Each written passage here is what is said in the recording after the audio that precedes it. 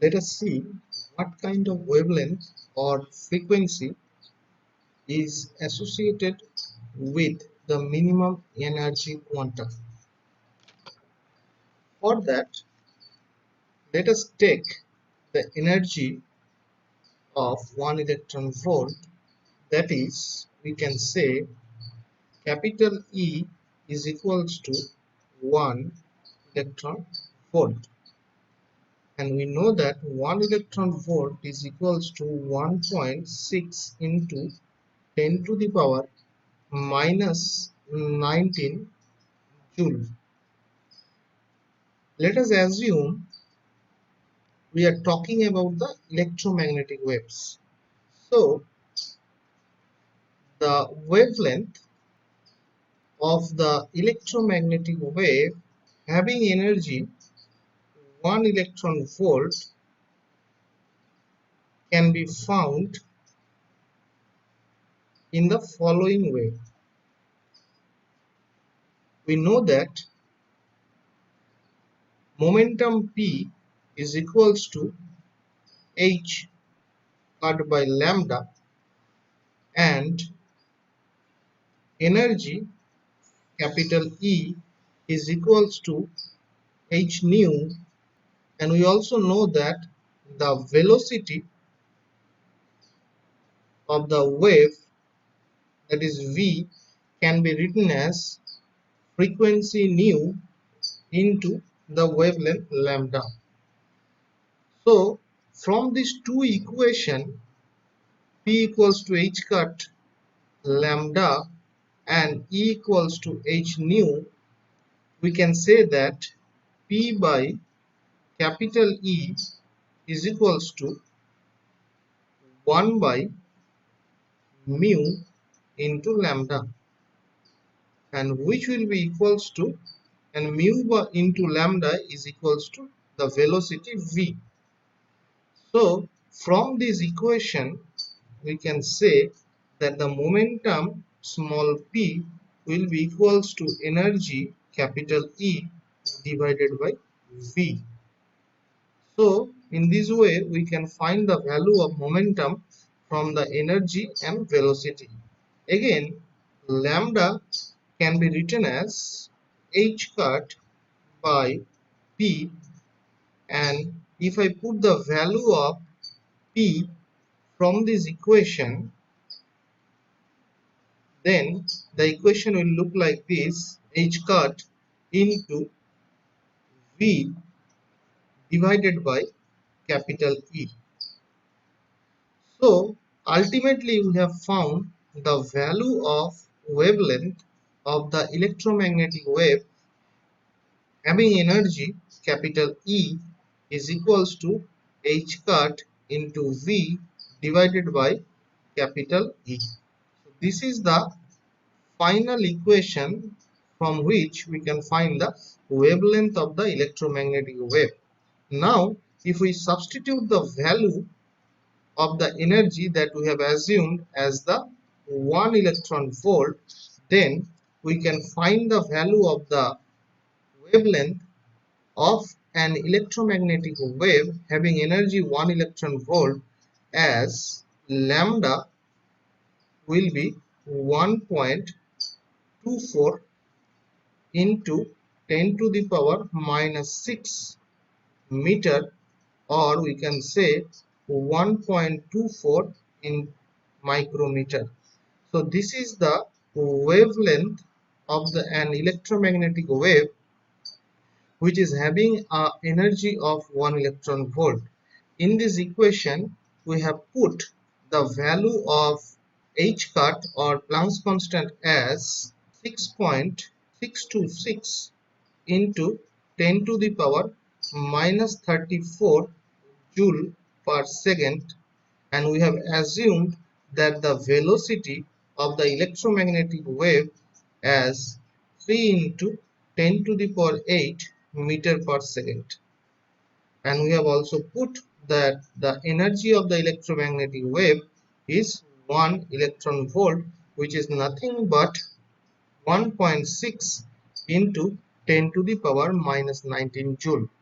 So this is the value of the wavelength. So 1.24 micrometer is the value of the wavelength of an electromagnetic wave having energy 1 electron volt. Now let us see what is the application of the wave particle duality theory in modeling of semiconductors.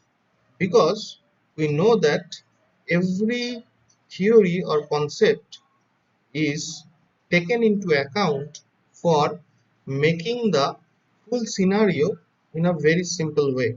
So how this wave particle duality is making the scenario inside the semiconductor into a very simple phenomenon. So let's begin the application of wave particle duality in modeling of semiconductors. For this, let us take a semiconductor sample like this. Let us assume that it is a semiconductor bar and electromagnetic waves are incidenting on this semiconductor sample. So this is the EM wave which is incidenting on the semiconductor sample, and we know that electromagnetic wave will be associated with some particle stream according to the wave particle duality, and the particle name will be photon. So photon particle stream is incidenting on the semiconductor. So in this way we have converted the electromagnetic wave into a photon particle stream, and every photon particle in this stream will have energy E equals to h nu, where h is the Planck's constant and nu is the frequency. Now we can say that when electromagnetic wave is incidenting on the semiconductor sample, according to the wave particle duality, we can say that photon particle stream are incidenting on the semiconductor sample, and every photon particle in the stream is having an energy of E equals to h nu. So after incidenting of electromagnetic wave or photon particle stream, the photon particle will collide with the atoms of the semiconductor. So there are so many atoms inside the semiconductors, and these atoms will collide with the photon particle inside the semiconductor. So we can say that it has become a simple problem of collision now, and this collision can be treated with respect to energy momentum conservation point of view. So in this way, the phenomena of incidenting of electromagnetic wave on the semiconductor sample has become a simple collision problem of photon and the atoms by using the wave particle duality. Thus, by using the wave particle duality, the modeling of the semiconductors become very simple problem of collision. Now the question comes, during the collision of photons with the atoms of the semiconductor, whether the photon can supply sufficient energy to break the bond in between the atoms to produce the free electron. That means when an photon particles is colliding with an atoms, if the photon particle has sufficient amount of energy, then during the collision the bonds of the atoms inside the semiconductor will be broken and free electrons will be produced. Now the question is whether the photons will have sufficient amount of energy to break these bonds. We will see this in the later section of the video. Now let us see how the wave particle duality concept simplify the whole phenomena when the temperature of a semiconductor is increased. So let us consider this as a semiconductor bar, and we will increase the temperature of the semiconductor bar such that T is greater than 0K. So due to the increment of the temperature capital T, the atoms of the semiconductor will start vibration, or we can say atoms of the semiconductor will be in agitation, and each agitated atoms will give rise a traveling wave. Why? Because let us assume that this is the atom of semiconductors which are bounded by some bonds in this fashion.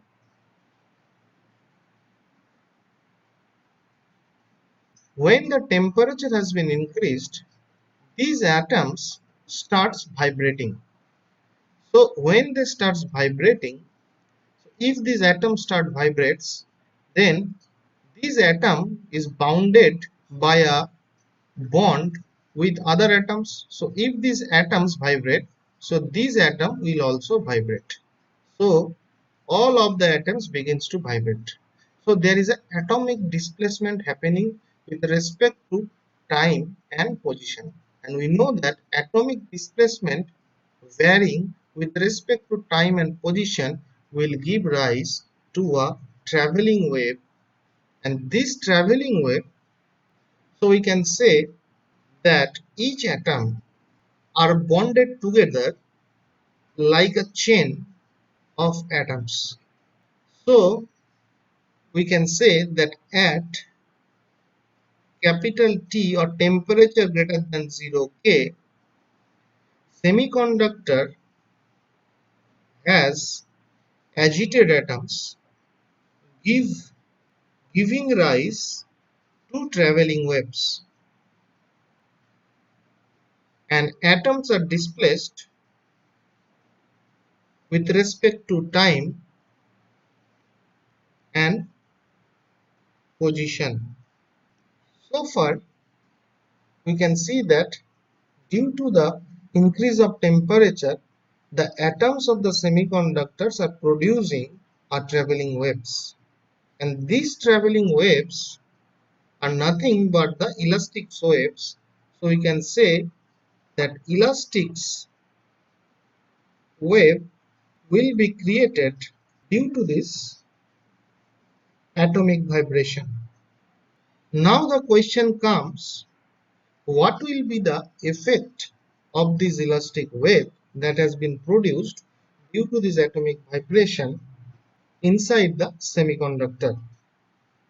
And as we know that this elastic wave, according to the wave particle duality, is nothing but phonon particle stream.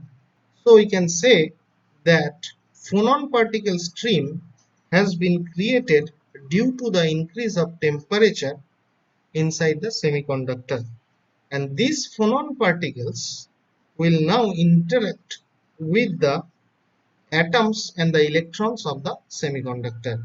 Now this total phenomena will become a phonon electron interaction phenomena, and it is possible only for the wave particle duality.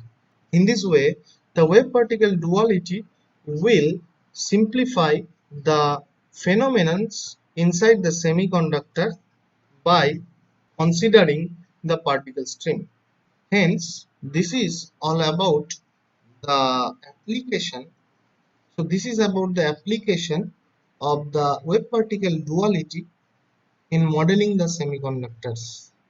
And this concept of wave particle duality will simplify the phenomena inside the semiconductor, and hopefully this total video will benefit the students in understanding the semiconductor physics.